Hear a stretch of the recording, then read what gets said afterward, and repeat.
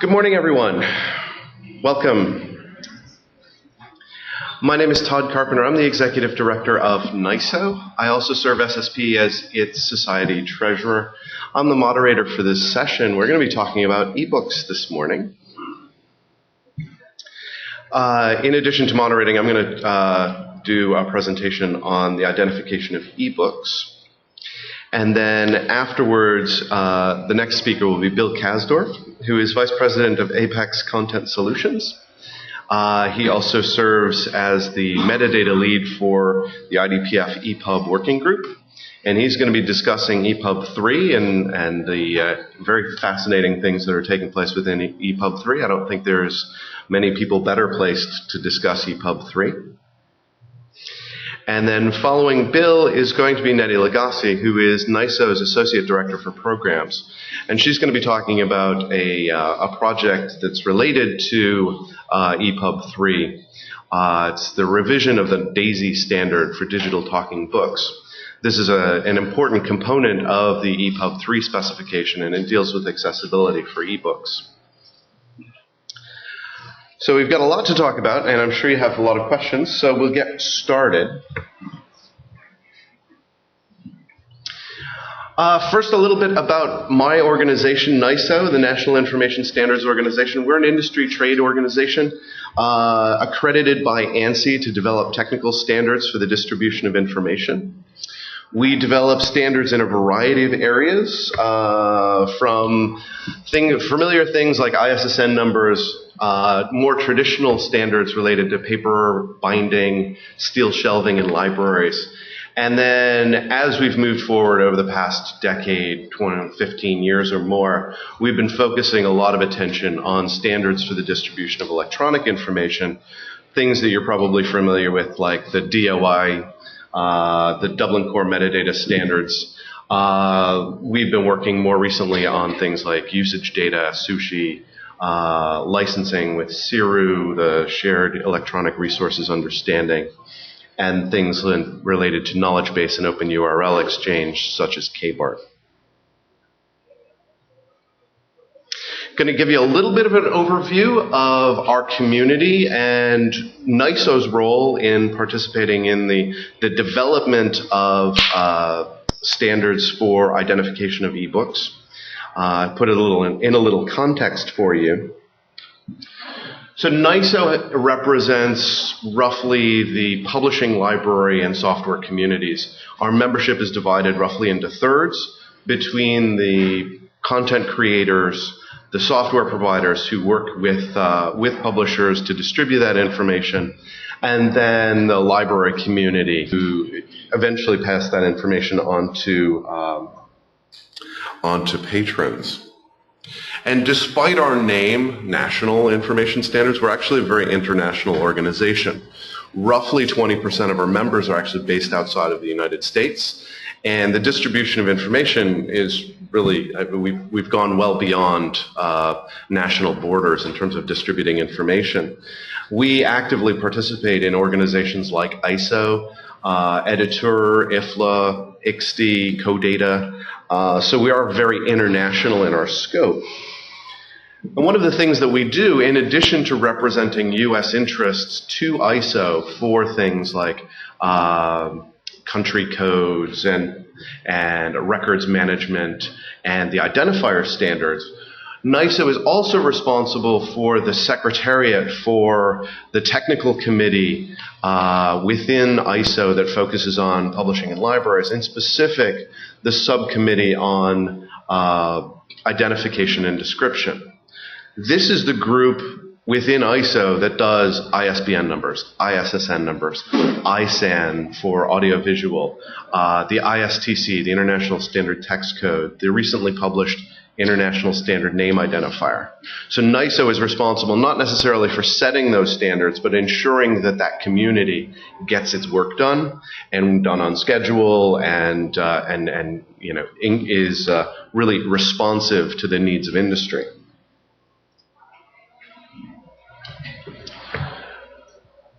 One of the things that I love pointing out, and people really don't think about this much, but whenever you pick up a book, it is actually a highly standardized thing.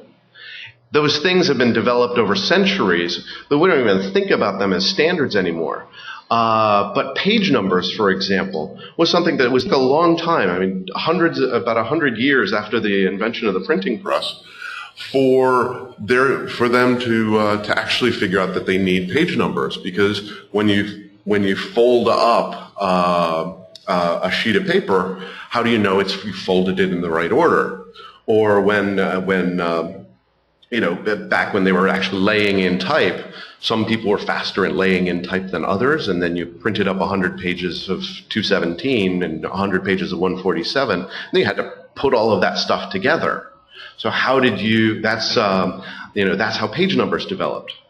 And actually, standardized spelling is actually something that developed after mass producing content with printing. I mean, these things aren't, they're not formally designated ISO or Z39.7 standards, but they are de facto standards in our community.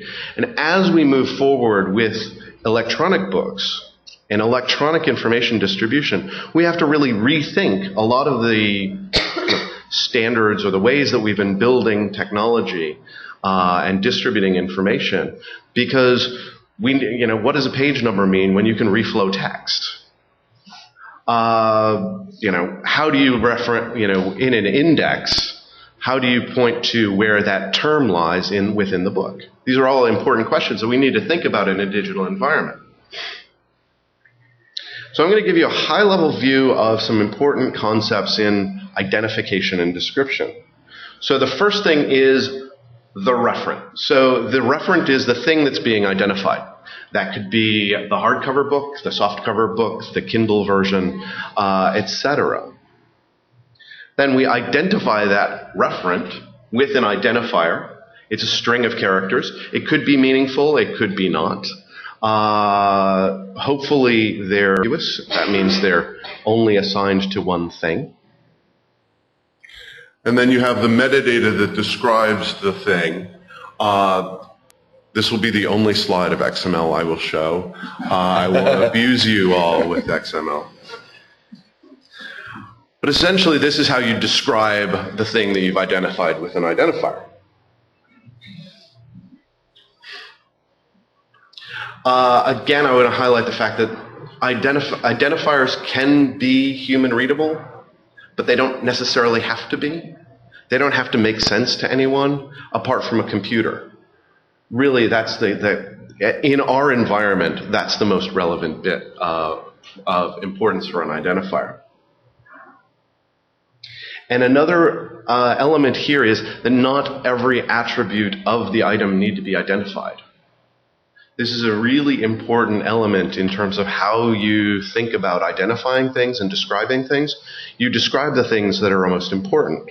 And this is an important concept within identification, description, metadata, is a term called functional granularity.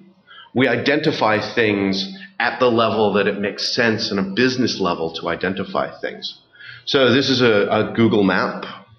And this might be useful if you want to know if you're coming from the EU and you're not exactly sure where Washington, D.C. is. If you want to get around the state of Maryland, you might look at this map in order to get towards, whereabouts is Arlington. Okay, where is the hotel within Washington, D.C., or Virginia, or on the other side of the Potomac? Okay, well now how did I manage to get from, I'm now round about the area of Crystal City. Where is the hotel? Where is the Marriott? Okay. And then the street view is probably really important when you're driving down the street. I mean this Marriott, not the one across the street. And, I want to meet these two people who are wandering in front. But you couldn't possibly conceive of a map of the country at this level of detail. It's just impossible. So you look at what is relevant to your particular situation, and that's what you want to describe. and this is how it makes sense in a business environment, you identify as much information as is necessary for your business needs. So how does this apply in the publishing world? Here's 2 copies of The Economist. Are they the same thing? Well, no, they're not the same thing. They have the same ISSN number because they're the same publication. But an ISSN doesn't actually identify this particular issue. A library would need to know that this is the copy that's in circulation and we've got 4 extra copies. But The Economist does need to know that this copy is sent to me because this one, the one on my right, is, I paid, $1.50 for that copy, and the other copy I paid $6 for because I picked it up in an airport. So those are important distinctions. At what point do you decide to identify those things? A library would identify that particular copy. The company that's distributing wants to identify that particular copy to send it to me. But in a purchasing environment, you want to purchase. I want all of the issues, so I'll identify it at that level. So how does this apply in the scope of eBooks? So I have a degree in philosophy, and so I spent a lot of time focusing on this question, sort of when is a new thing a new thing? You have for Harry Potter, you have a hardcover, you have a softcover. Those get different ISBN numbers. You have actually the wand version of Harry Potter that somehow got an ISBN number. There's a DVD, there's a Braille version, there's a read-along audio version, and then you have the scanned versions, which are not actually authorized copies. But at what point do you identify those different things? And within the context of an ebook environment, you have more issues than simply hardcover, softcover. What makes an ebook different from another ebook? There are a variety of ways in which a file can be different from another file. You have the encoding structures. So you could have a PDF file, you could have an HTML file, you could have an EPUB file. Ebooks might contain color images or videos or multimedia experiences. They might be wrapped in different, it might be the same file, but it might be wrapped in different digital rights management. And if you think about this perspective, a publisher could distribute a file which contains a tremendous number of functionality, and that functionality is unlocked by your license key code. How do you identify those different things? These are very challenging questions for our community. And in 2007, the SC9, the committee within ISO, revised the ISBN standard. It's 2108 for those of you who keep track of the ISO numbering structure, which is very complicated, which doesn't make any sense really.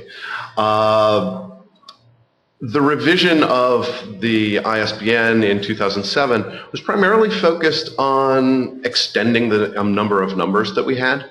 And we went from ISBN 10 to ISBN 13 because we were essentially running out of numbers. But one of the things they added in that revision is this section that different product forms shall be assigned a different ISBN.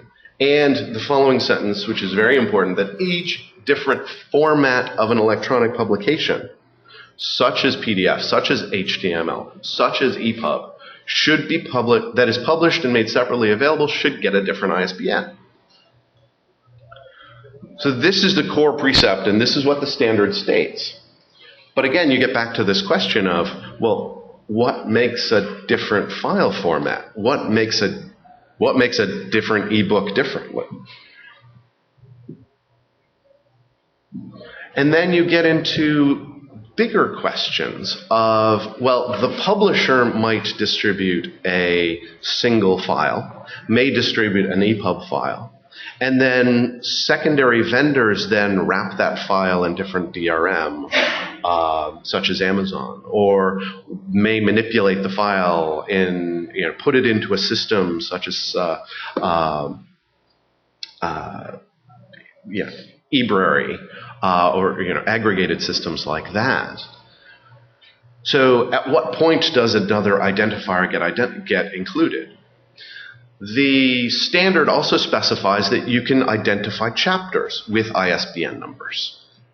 So if you have one book with 15 chapters and you're identifying each chapter because you might want to sell each individual chapter, in 5 different formats plus hardcover and softcover, I mean, you could end up with 70 different ISBN numbers for the same book. And so managing that metadata is a very significant problem. So one thing, there's a kind of a misnomer in the community that there's this thing called an eISBN. There isn't. We just have ISBN numbers, and we just have ISBN numbers that are assigned to eBooks. Laura Dawson is the new identifier, the new person at Bowker who's working on the assignment of ISBN numbers here in the U.S. And she's going to do a presentation at ALA that says every time you use the term eISBN, a cat gets it, which I'm not sure how well is going to go over at the American Library Association. But in terms of terminology, there is only an ISBN number. Please stop using eISBN. But there has been some confusion and consternation about this issue, particularly amongst the large trade publishers who are, moving full bore into ebook distribution. And in terms of, well, they really don't want to be in a situation of needing to manage the metadata for a dozen different ISBN numbers, etc. So in 2011, both the Book Industry Study Group and the International ISBN Agency put forward industry recommendations related to the assignment of ISBN numbers to ebooks. The ISBN agency was very strict in its adherence to essentially the standard, which is every time there's a different file, every time a file is changed, you should assign a new ISBN for it. Because it's important for the users to know, for example, that this is a Kindle file and only works on a Kindle system because of the digital rights management. Whereas the Book Industry Study Group also put forward a recommendation. The BISG document actually includes a tremendous description of the different files that get put through production, but the best practice really, it's variance between ISBN agency's recommendation and the BISG recommendation really comes down to digital rights management. So BISG was more focused on the file that is distributed, and that digital rights management isn't really a creation of a new file. Once you send out an EPUB file or a PDF file, that's the file that you're identifying. You're not identifying the business model, which is essentially the DRM and licensing that goes attached to it. You want to focus all of the attention on the file and the file structure, which is distributed. Because, and the thinking there is, if you're distributing an ebook file via Amazon, and Amazon wraps it in its own DRM, the only place you're going to buy that file is from Amazon. And so you don't need to worry about that file protection problem. I think what we're probably going to look forward to the next couple of years is the testing of this policy. I know BISG is going to be coming back to this policy and seeing how well it's being adopted in the community.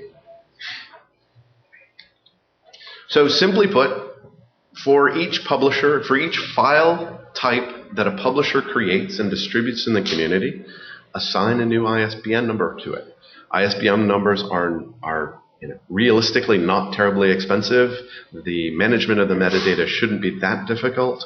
We're also looking to create an identifier at a work level to tie that metadata together. So within your systems, you can create a family of works. So this is the particular book on whatever topic, and these are the different manifestations. Those manifestations then get the ISBN.